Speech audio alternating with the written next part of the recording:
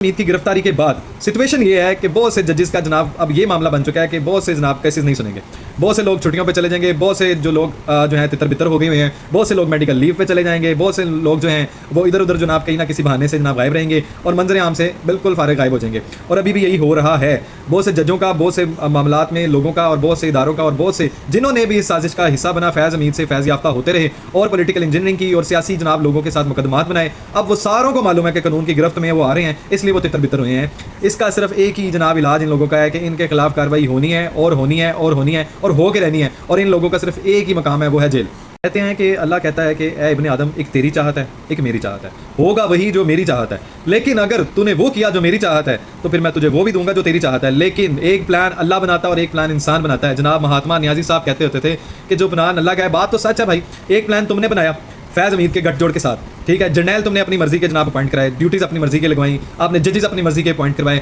आपने इदारों में नैब को जनाब भरपूर इस्तेमाल किया, जजेस कंट्रोल में थे, हर इदारा कंट्रोल में था, करप्शन के केसेस, अपने सियासी मुखालिफिन को जनाब आपने आड़े हाथों लिया, जनाब उनको दीवारों में चुनवाया, आपने उनको जेलें करवाई, उनके ऊपर जनाब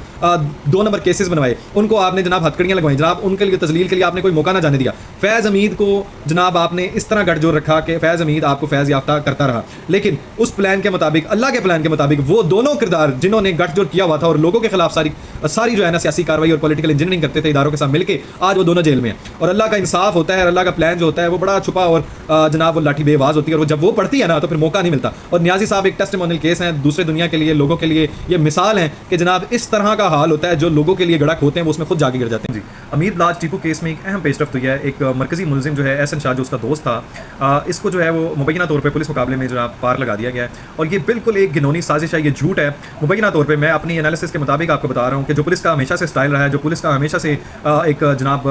वतीरा रहा है कि जनाब जो पलड़ा भारी हो उसको जनाब आप रिलैक्स दें, जनाब उसको रिलीफ दें, और जिस बेचारे का नाम जो है वैसे ही आ गया हो, चाहे वो किसी भी तरह से आया हो, जो गरीब गुरबा बेचारे होंगे, जो मस्कीन है, जिनके पीछे सिर्फ रोने धोने वाले हैं और उनके पीछे कोई पैसा दौलत और शोहरत और जनाब बहुत से किरदार जो कि आम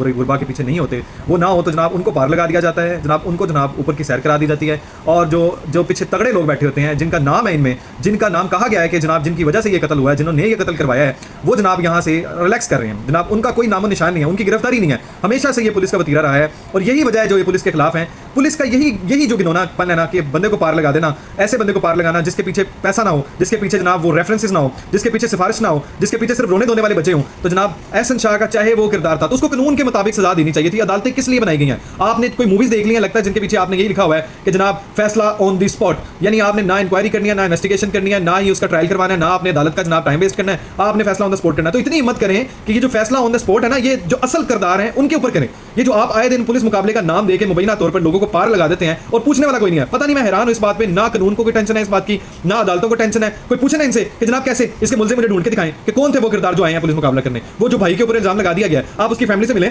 उसकी फैमिली ने ये बताया कि जनाब उसको ये इत्तला दी गई थी कि अम्मी मेरे पीछे जनाब पुलिस पड़ गई, इन्होंने प्लान बना लिया मुझे उड़ाने का। इसका मतलब है कोई इन्फॉर्मेशन तो है ना, इसका मतलब है कि उधर बात चलती तो है ना, इसका मतलब है वहां से ऑर्डर आ चुका था, जहां से ऑर्डर आना था कि जनाब इस बंदे को तो साइड पे लगाओ ताकि केस ही क्लोज हो जाए, खत्म हो जाए। मरकजी मुल्जिम इसको नामजद किया हुआ ना, लेकिन अदालतों से कोई आपने रिलीफ जो है ना वो नहीं लेना, अदालतों से जनाब केस सुनवाई नहीं करनी, कोई सुनवाई नहीं होनी। और जनाब अभी भी चैलेंज आई पुलिस को कि आप मुल्जिम निकाल के दिखाएं, ऐसे इस केस के कभी भी नहीं मिलेगा। और इस पे बोलने वालों के खिलाफ सिर्फ कार्रवाइयां होंगी। ये आपके लिए एक सवालिया निशान है, हुकूमत के लिए टेस्ट केस है। बिल्कुल उनको पकड़े जिन्होंने ये कत्ल किया है, जिन्होंने ये कत्ल के इक़दाम करवाए, जिन्होंने फैसिलिटेट किया है, उनको बिल्कुल कैफरे किरदार तक पहुंचाएं, उनको फांसी तक लेके जाएं। लेकिन ये कोई तरीका नहीं है कि रातों रात जनाब पैसों की खातर मुबैना तौर पर और पीछे रेफरेंसेस की खातर, और पता है कि हाथ तगड़े हैं पीछे और वहां पे हाथ नहीं डाला जा सकता, तो जनाब बंदे को पार लगा दो। एक चीज़ बात दिल में बड़ी खटक रही थी, नमाज पढ़ते जनाब जब बुजुर्ग आपको पता है मस्जिद से बाहर निकलते हैं तो बेसाख्ता जो है मैं गुजरते हुए अपने कानों से सुना, बड़ा एक पहले तो बड़ी हैरत हुई और एक बात की खुशी भी है। हैरत इस बात से हुई कि जो बाबा जी थे वो दाढ़ी वाले थे, बुजुर्ग थे, बूढ़े थे, लेकिन नमाज पढ़ते साथ निकलते साथ उनके अल्फाज अपने बुजुर्ग साथी से कह रहे थे कि महात्मा जड़ा न्याजी है ना, ये तो जावे जावे, इन्हों तो फांसी लगू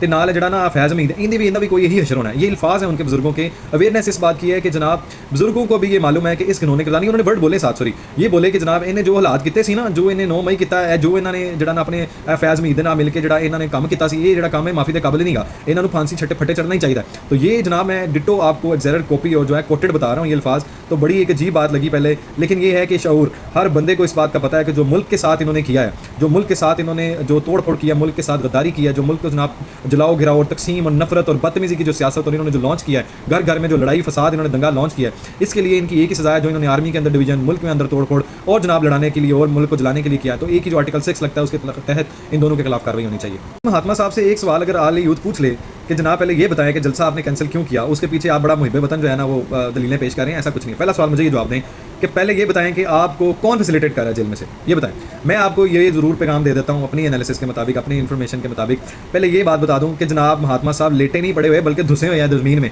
यानी माफ़ियाँ भी मांग रहे हैं और कह रहे हैं बस एक बार माफ़ कर दो, और ये एस्टैब्लिशमेंट के आगे लेटे भी हुए हैं कि भाई जो करना कर लो, बड़ाई करना बस मैनू छाड़ दो। अभी मुझे ये बताएं कि जनाब जलसा कैंसिल का मैसेज किसने पहुंचाया, किसके थ्रू आया, आपने कैसे जनाब उसको आजम स्वाति को मैसेज दिया, आपने कैसे उसको फ़ोन किया, वो कहाँ से आपको फैसिलिटेशन हुई है? पहले तो जनाब डिप्टी सुप्रिटेंडेंट फैज़ हमीद जो पूरा ग्रो था उसके थ्रू होता था। तो ये वो दलील है जनाब जिसके थ्रू आप पकड़े गए हैं। अब आपसे एक सवाल भी पूछा मेरा ख्याल सहाफ़ी ने अडियाला में कि अडियाला की रईसी, मुझे ये बताओ कि जनाब तुम यहाँ सेट हो चुके हो, अब ये बताओ कि ये तुमने जो जलसा कैंसिल करवाया ये किसके कहने पे किया, कैसे किया है, तुम्हारे तक इन्फॉर्मेशन कैसे, तुमने इन्फॉर्मेशन कैसे पहुंचाई है? तो जनाब महात्मा साहब जो है वो चुप हो गए, इनके पास जवाब कोई नहीं है, क्योंकि बात तो अंदर तक गल चुकी है, खत्म हो चुकी है। ये तो अब बेचारे लेटे पड़े रो रहे हैं, मिट चुके हैं कि यार प्लीज़ माफ़ कर दो एक बार। हुकूमत का जो है वो गैर ज़रूरी डिपार्टमेंट्स को, इदारों को जनाब बंद करने का फैसला, यहाँ जम करने का फैसला है, ये अगर आप इकोनॉमी वाइज देखेंगे तो ये बड़ा अच्छा एहसन कदम है। वो इसलिए कि बहुत से ऐसे डिपार्टमेंट हैं जिनका कोई काम नहीं है, जिनके कोई फाल नहीं है, वो ऑपरेशनल नहीं है, या उनका कोई बेनिफिट नहीं है। बल्कि मैं उसकी आपको एग्जांपल देता हूँ जनाब, जो यूटिलिटी स्टोर्स बंद किए हैं, आप यानी कि इतने बेवकूफ़ लोग बैठे हैं, मशीर बैठे हुए हैं, इंसानी अकल से ऊपर की बातें ये करते हैं कि जनाब ऐसे डिपार्टमेंट्स को फाइल किया हुआ है जिनका कोई बेनिफिट नहीं है, यानी कि 4-4 जगहों से पहले रिलीफ और सब्सिडी दे के आपने जो है वो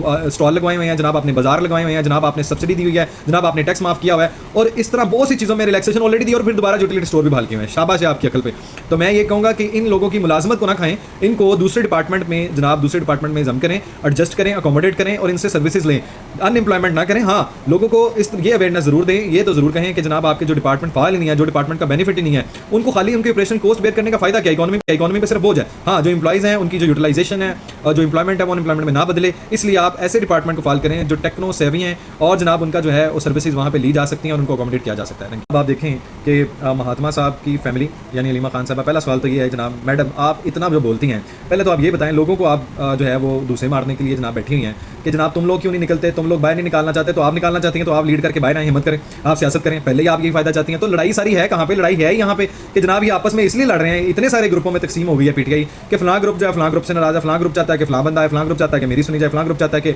मैं जनाब लाइमलाइट में रहूं, फलां ग्रुप चाहता है सारी सीटें मुझे मिलें। खान साहब तो अंदर आने का प्रोग्राम तो इनका अपना है। अलीमा खान साहब अगर आप इतनी जनाब भाई से सिंसियर हैं, आप गोल्डस्मिथ का हिस्सा हैं, तो जनाब आप उनको लाने के लिए सारे इकदाम करें, आप लीड करें। आपसे यही तो पीटीआई के जनाब तमाम जनाब पीटीआई के जो वाले यूथ है, इमरान भाई हैं, वो जनाब उनसे आपकी यही तो गुजारिश है, यही तो गिला है, यही तो शिकवा है उनका आपसे। अभी आप रिसेंटली आप देखें, आज की ब्रेकिंग ये है कि जनाब पिंकी पीरनी साहिबा के साथ और अलीमा खान का जनाब आपस में जो है वो एटू कुत्ते का वैर है, और ये क्यों है आपको पता है, पावर जो है शेयरिंग और पावर हंगर है इनके अंदर। तो पहले तो आप अपने अंदर जो है ना ये चीज़ों को दुरुस्ती करें, तब जाके आपका कोई काम होगा।